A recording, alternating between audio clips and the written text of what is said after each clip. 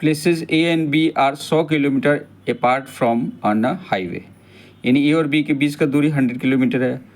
One car travel from A, एक travel A से करता है, अनदर फ्रॉम बी, दूसरा बी से करता है, एट द सेम टाइम, उसी टाइम में।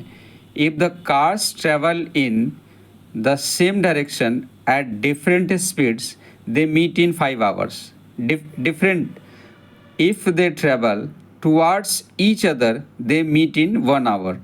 What are their speed? तो ए और बी का बीच का दूरी क्या है, 100 किलोमीटर है ना। ये अपोजिट डायरेक्शन को शो कर रहा है और ये सेम डायरेक्शन को शो कर रहा है।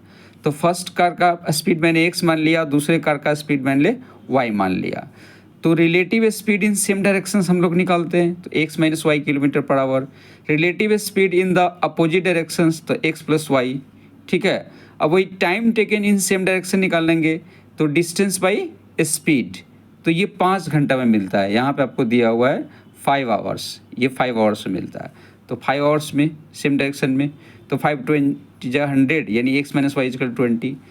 अब क्या बोलता है कि if they travel towards each other यानी अपोजिट डायरेक्शन, तो time taken in opposite direction, तो डिस्टेंस बाई स्पीड यानी 1/1, 1 hour लगता है, तो एक्स प्लस वाई 100, ठीक है।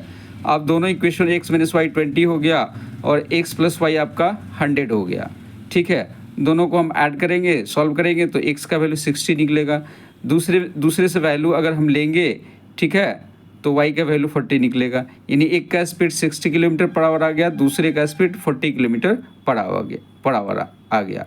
तो इस तरह से हम सिंपल वे में इसको सॉल्व करते हैं। This is the best tricks of mathematics. Okay.